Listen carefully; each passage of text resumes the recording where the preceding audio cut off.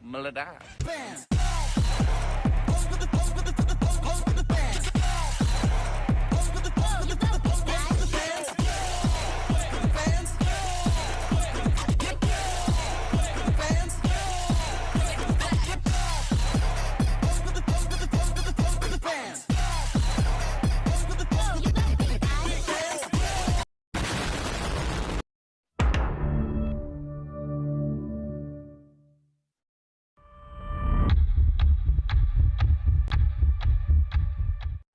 Apa nih?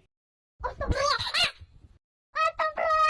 Jantung gue tidak kejadian gedor. Astagfirullahaladzim. Kamu ini benar sama.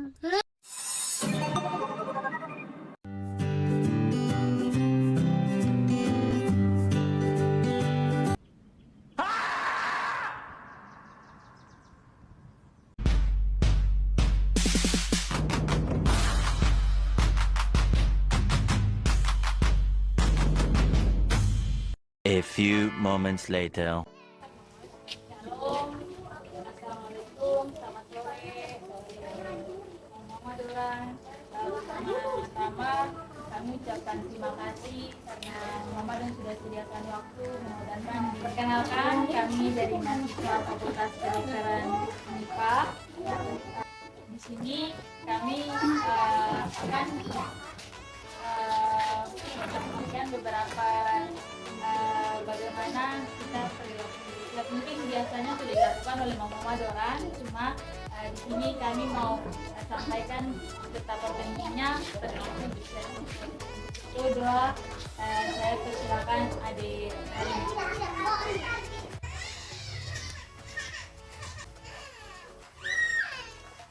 Pertama-tama kami akan perkenalkan kami punya diri dulu.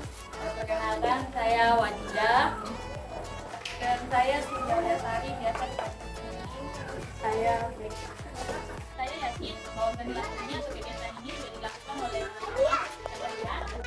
Ini sesi kita yaitu perilaku hidup bersih dan sehat di rumah tangga.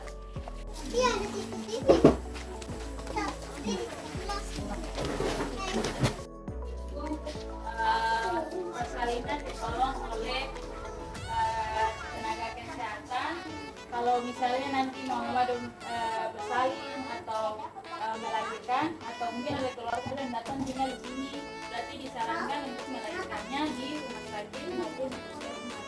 Nah, kenapa penting sekali kita harus melahirkan di rumah atau rumah sakit? Kita perlu tahu bahwa kebanyakan dari hasil penelitian dilakukan, kebanyakan kematian ibu dan bayi itu didasarkan oleh pendarahan setelah melahirkan. Padahal kalau kita dari awal bersalinnya di puskesmas maupun di rumah sakit, berarti hal ini bisa kami cegah terlebih dahulu. Selanjutnya, memberi ASI eksklusif. ASI eksklusif ini dimaksudkan memberi ASI saja sampai usia 6 bulan, jadi tanpa diselingi maupun susu formula, jadi ASI saja. Tidak boleh ada diselingi oleh susu formula. Nah, kenapa penting sekali ASI ini diberikan selama 0 sampai 6 bulan? Yang pertama, ASI ini berperan penting dalam perkembangan tumbuh otak dari janin itu atau bayi itu sendiri.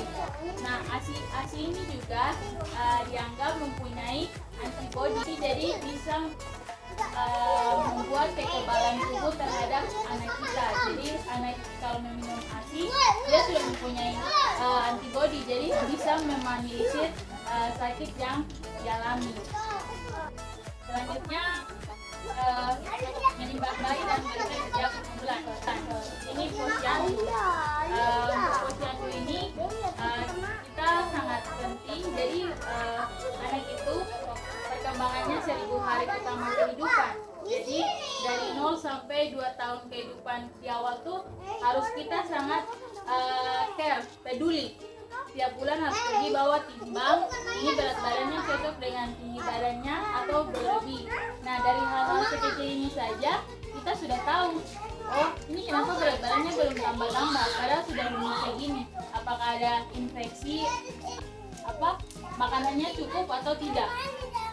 Nah, hal-hal ini bisa kita cegah dari hal yang sederhana, yaitu kita membawa bayi pergi timbang di posyandu. Sehat yang selanjutnya yaitu menggunakan air bersih.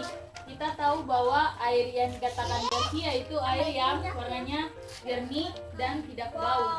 Nah, yang istilahnya airnya tercemar bisa membuat terjadi misalnya ada kelainan-kelainan kulit yang lainnya.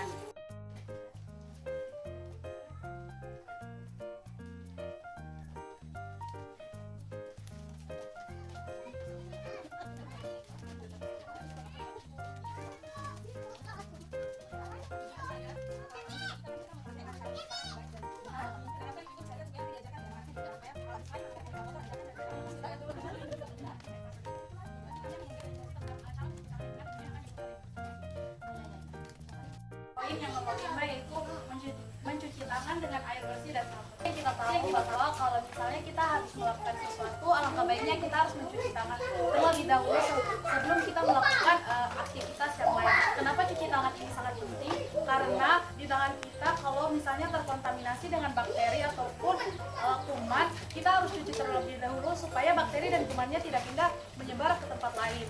Makanya disarankan untuk mencuci tangan menggunakan sabun, tidak menggunakan air saja. Boleh menggunakan air saja, tetapi lebih disarankan untuk menggunakan sabun.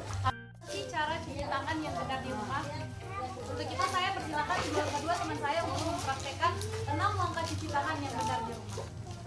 Saya Rexadin. Yang pertama, kita membasahkan tangan kita menggunakan air bersih. Setelah itu menggunakan sabun. Setelah itu gosok telapak tangan.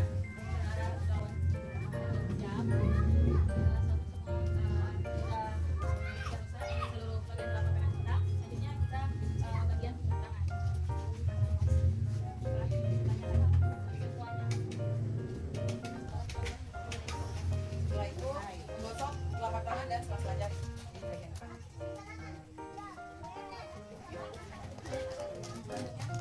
Selanjutnya, menggenggam kedua jari menggunakan tangan kanan dan sebaliknya. Gosok tangan seperti ini.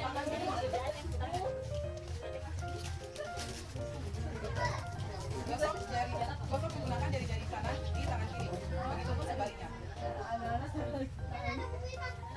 Bilas tangan menggunakan air bersih dan selesai. Selanjutnya ada menggunakan jamban sehat. Jamban ini nama lainnya adalah kloset.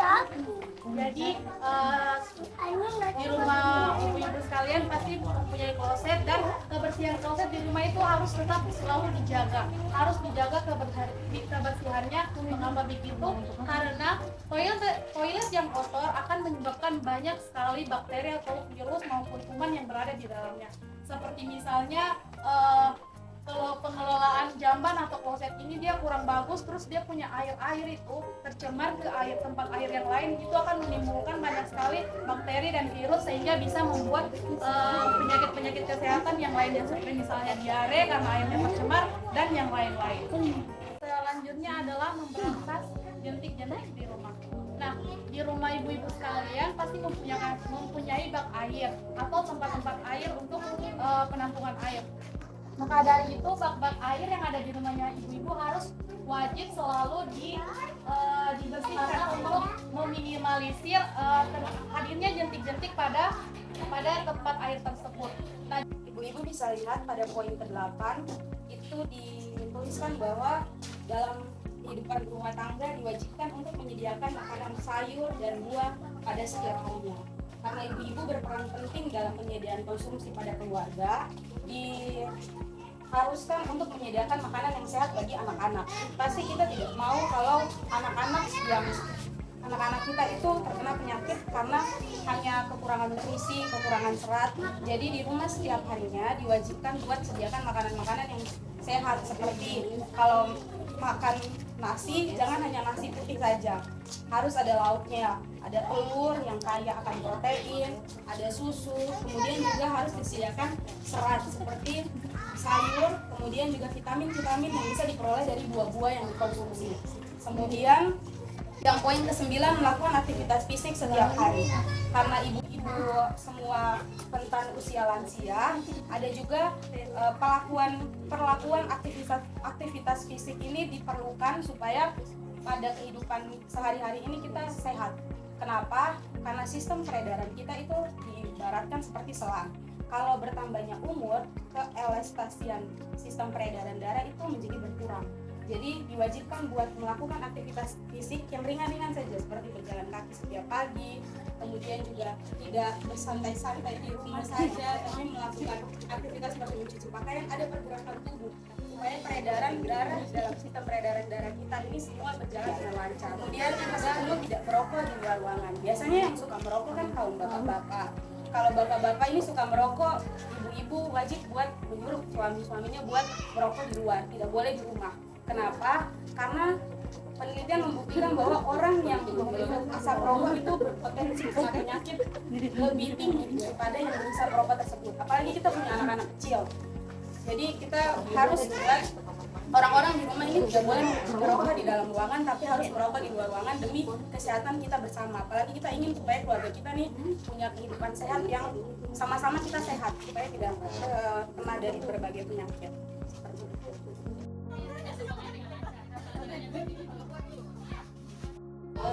Hanya ini yang dapat kami sampaikan. Apakah ada yang ingin bertanya? Terima kasih banyak sudah dapat berpartisipasi dalam sosialisasi kami.